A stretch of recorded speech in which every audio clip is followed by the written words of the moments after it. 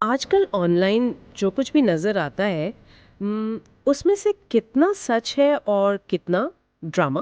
یہ ایک بہت بہت ہی اہم سوال ہے۔ ہم آج کچھ وائرل کلپس اور سوشل میڈیا کی بحثوں پر ایک گہری نظر ڈالنے والے ہیں نا؟ جی بالکل، اور یہ سمجھنے کی کوشش کریں گے کہ یہ صرف الگ الگ واقعات نہیں ہیں۔ اچھا۔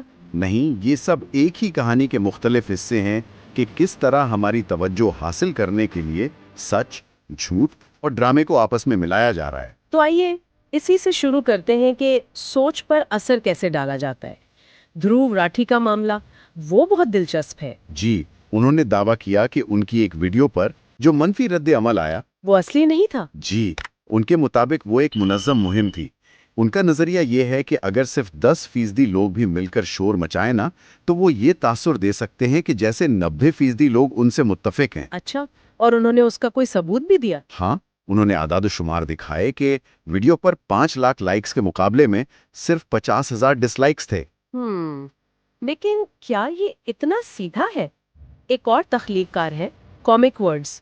جی، انہوں نے ان کے دلائل کو چیلنج کیا۔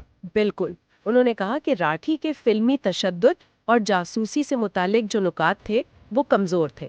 تو مطلب یہ بھی تو ہو سکتا ہے نا کہ لوگ واقعی ان کے تجزیے سے متفق نہ ہو۔ یہی تو تاثر کی جنگ ہے۔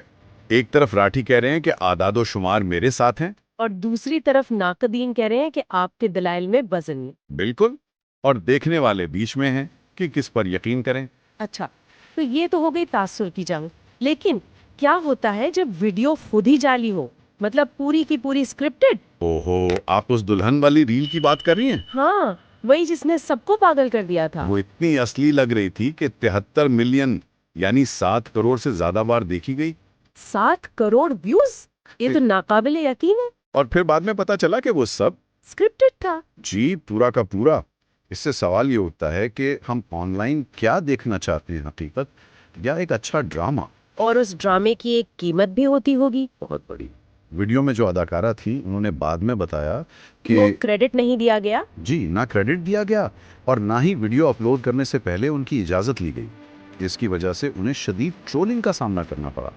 لوگ اسے اصلی سمجھ کر برا بھلا کہہ رہے ہیں۔ یہ تو بہت غلط ہے، اور یہ ڈرامہ صرف ویوز کے لیے نہیں ہوتا ہے نا؟ نہیں، بالکل نہیں۔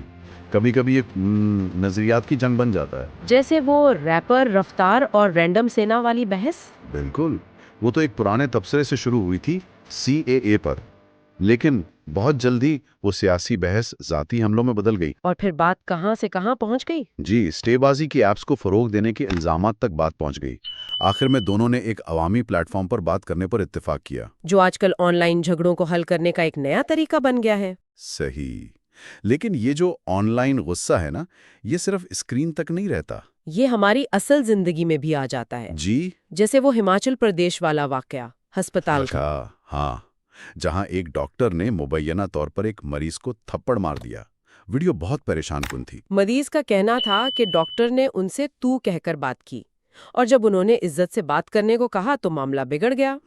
یہ تو اور آپ کا جھگڑا ہمارے معاشرے میں عزت کا تصور کتنا نازک ہے کہ ایک لفظ تعلقات بنا بھی سکتا ہے اور بگاڑ بھی سکتا ہے۔ تو اگر ان سب واقعات کو جوڑ کر دیکھیں تو ایک ہی پیٹرن نظر آتا ہے نا؟ جی، منظم مہم ہو، اسکرپٹڈ ڈرامہ ہو، سیاسی بحث ہو یا حقیقی زندگی کا غصہ، مقصد ایک ہی ہے، دیکھنے والے سے ایک فوری جذباتی رد عمل نکلوانا۔ بالکل درست۔ اور یہ ہمیں ایک اہم سوال پر لا کر چھوڑتا ہے۔ وہ کیا؟ جب آن لائن مواد اتنا پیچیدہ اور تہدار ہو تو ایک ذمہ دار صارف کے طور پر ہمیں معلومات کی تصدیق اور اس پر رد عمل ظاہر کرنے کے لیے کون سے نئے طریقے اپنانے چاہیے؟